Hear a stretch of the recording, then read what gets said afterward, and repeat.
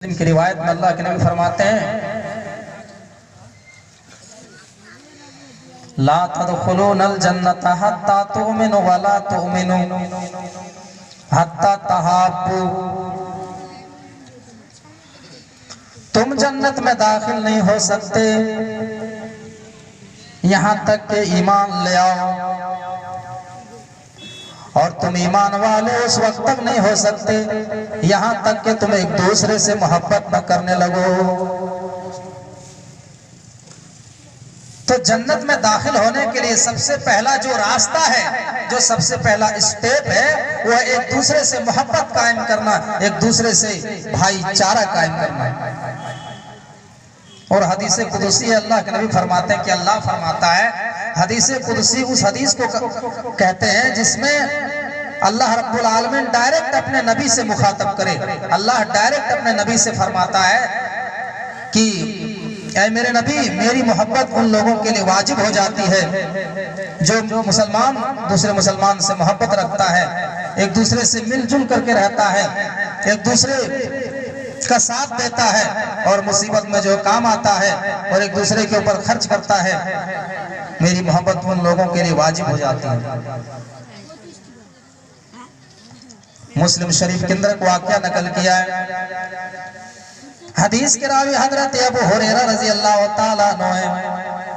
वो फरमाते हैं कि अल्लाह के नबी जनाब मोहम्मद रसूलुल्लाह सल्लल्लाहु अलैहि वसल्लम ने फरमाया, एक आदमी अपने भाई से मिलने के लिए उसकी बस्ती की तरफ रवाना हुआ, उसके गांव की तरफ रवाना हुआ। अल्लाह ने रास्ते में एक फरिश्ता मुकर्रर कर दिया, रास्ते में एक फरिश्ता मुकर्रर कर दिया, एक फरिश्ता मुसल्लत कर दिया। जब वो आदमी फरिश्ते के पास से गुजरा तो फरिश्ते ने सवाल किया, ऐ फला शख्स, तुम कहाँ जा रहे हो? Where are you going? आप कहाँ जा रहे हैं?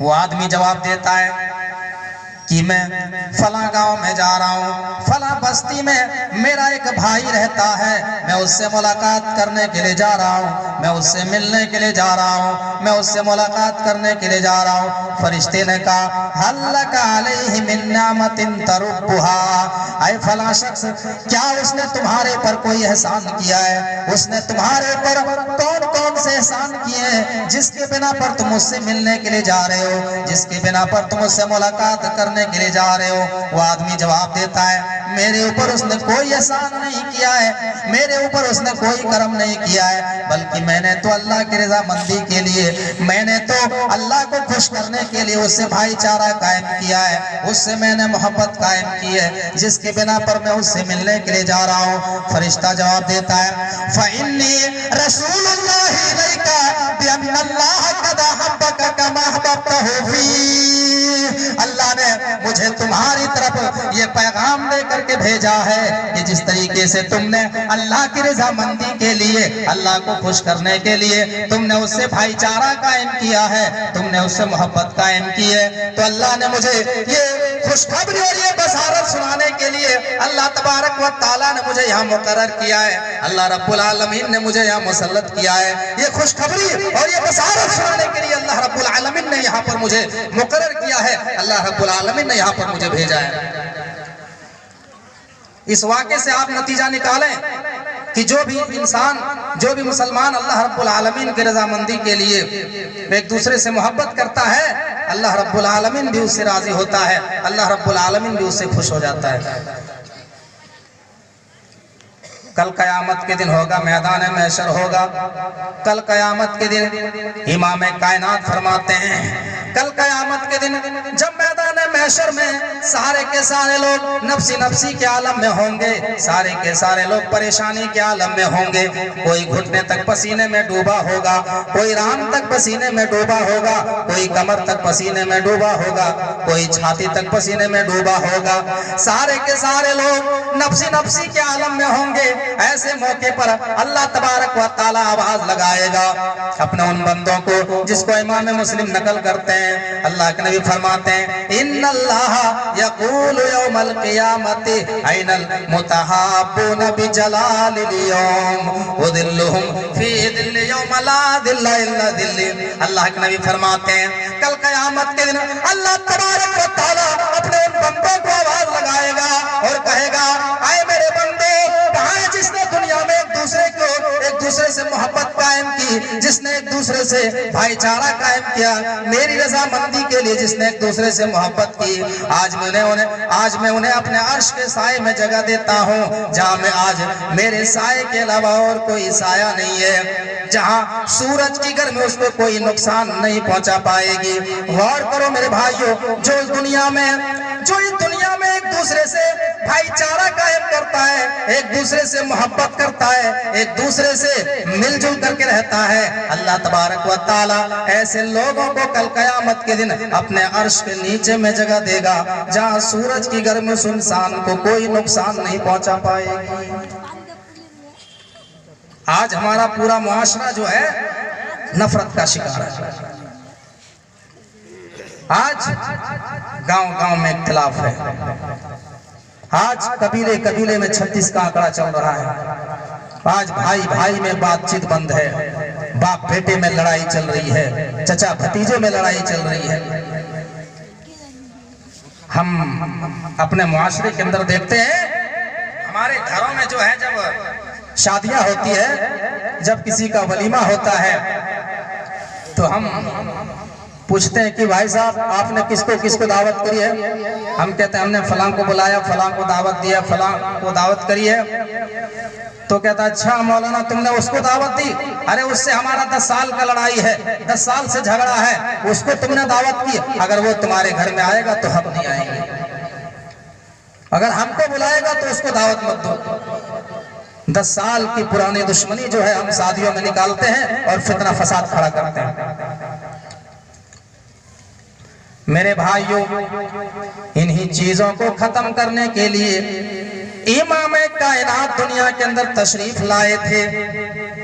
इत्कलो गत्राय जने सुखर धर्म धर्मत्राणाय सतवैन भगवान उत्तृष्यति। श्रीमद् भागवत महान पुराण स्कंद 12 अध्याय 2 श्लोक नंबर 17। जब सारी आवाम, सारी जनता, जब सारे के सारे लोग जानवरों के मानिंद हो जाएंगे, जब लोगों के अंदर से इंसानियत खत्म हो जाएगी, जब लोग जानवरों की तरह जिंदगी गुजारने लगेंगे, जब लोगों के अंदर से इंसानियत निकल जाएगी, धर्मत्राणाय, तब धर्म की हिफाजत करने के लिए, तब बिगड़े हुए मुआशरे को सुधारने के लिए, लोगों को सिराते मुस्तकीम पर गामजन करने के लिए भगवान उत्तृष्यति, भगवान कल की का अवतरण होगा। यानी ईश्वर उस दौर में किसी रसूल को भेजेगा, किसी ऋषि को भेजेगा, किसी मुनि को भेजेगा। अल्लाह के नबी मक्का में आए उस दौर में जब पूरा मक्का बिगड़ चुका था, जब अरब का पूरा मुआशरा जानवर की तरह जिंदगी गुजार रहा था। मेरे प्यारे साथियों, अल्लाह के नबी मक्का के अंदर आए, अंतिम ऋषि बन करके आए, अंतिम रसूल बन करके आए, अंतिम संदेशता बन करके आए। मेरे प्यारे भाइयों, और आपने फितने फसादात को खत्म किया, आपने पुराने चले आ रहे खिलाफात को आपने खात्मा किया, आपने लोगों को भाई भाई का दर्श दिया।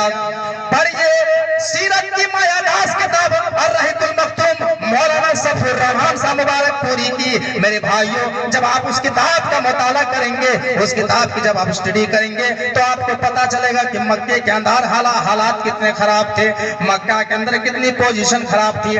मेरे प्यारे भाइयों, अगर किसी की बकरी किसी के खेत में चली जाती और खेती को खा ले जाती तो उस मैटर को लेकर के लड़ाई होती और ये कहा जाता है कि तुम्हारी बकरी ने हमारी खेती को बर्बाद कर दिया, हमारी इतनी खेती को खा लिया।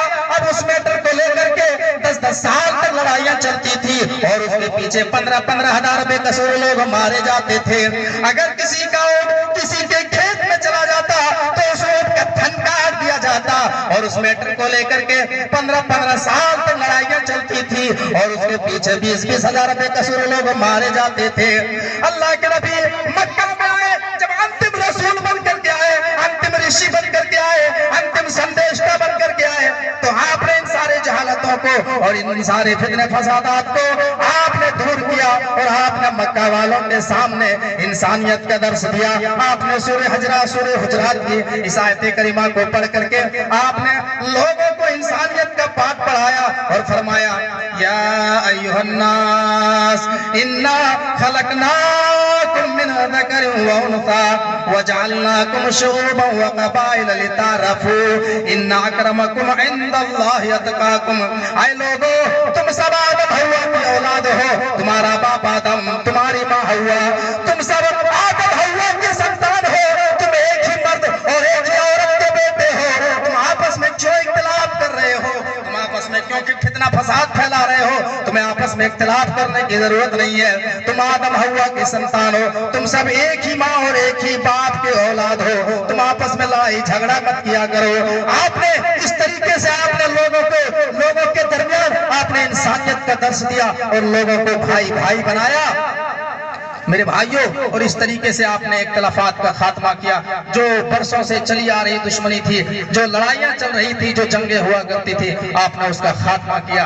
आज हमारा मुआशरा इन जहालतों की दलदल में आज भी फंसी हुई है। आज भी 10-10 साल की दुश्मनियां जो है शादियों में निकालते हैं, घरों में निकालते हैं। आज हमारा मुआशरा जो है नफरत का शिकार है मेरे भाइयों। आज कबीले कबीले में 36 का आंकड़ा चल रहा है। आज गांव गांव में इख्तिलाफ। तो पहला हक है एक मुसलमान का